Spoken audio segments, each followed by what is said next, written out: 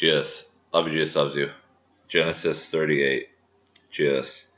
It happened that at the time that Judah went down from his brothers and turned aside to a certain Adulamite, whose name was Hira, there Judah saw the daughter of a certain Canaanite, whose name was Shua.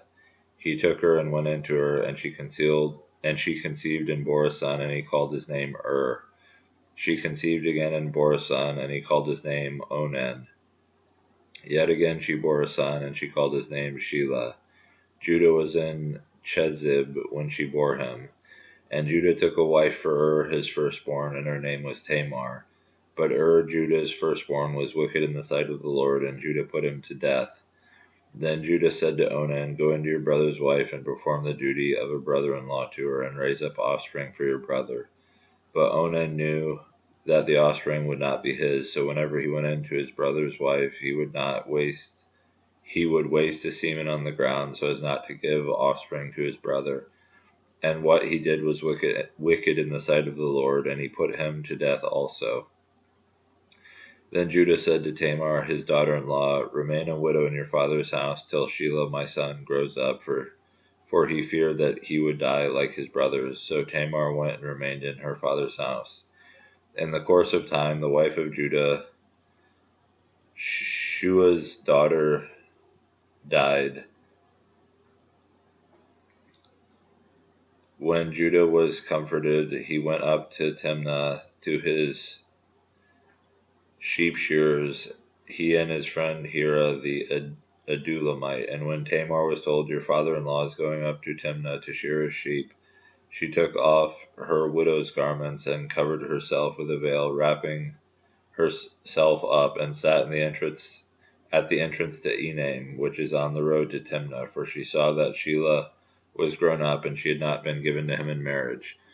When Judah saw her, he thought she was a prostitute, for she had covered her face. He turned to her at the roadside and said, Come, let me come in to you, for he did not know that she was his daughter-in-law. She said, What will you give me that you may come in to me? He answered, I will send you a young goat from the flock. And she said, If you give me a pledge until you send it. He said, What pledge shall I give you? She replied, Your signet and your cord and your staff that is in your hand. So he gave them to her and went into her, and she conceived by him. And then she arose and went away, and taking off her veil, she put on the garments of her widowhood. Then Judah sent the young goat by his friend the Adulamite to take back the pledge from the woman's hand. He did not find her, and he asked the men of the place, Where is the cult prostitute who was at Enaim at the roadside? And they said, No cult prostitute has been here. So he returned to Judah and said, I have not found her. Also the men of the place said, No cult prostitute has been here. And Judah replied, Let her keep the things as her own, or we shall be laughed at. You see, I sent this young goat, and you did not find her. About 3 months later, Judah was told, Tamar, your daughter-in-law, has been immoral. Moreover, she is pregnant by immorality.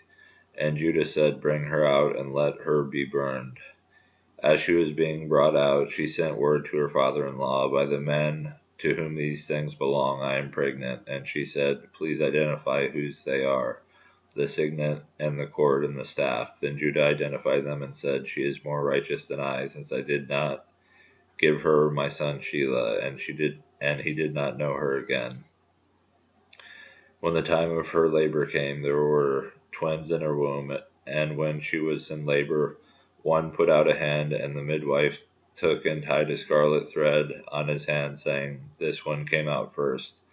But as he drew back his hand, moreover, behold, his brother came out. And she said, What a breach you have made for yourself. Therefore his name was called Perez. Afterward his brother came out with a scarlet thread on his hand, and his name was called Zerah. Jesus. Jesus. Love Jesus loves you. Jesus.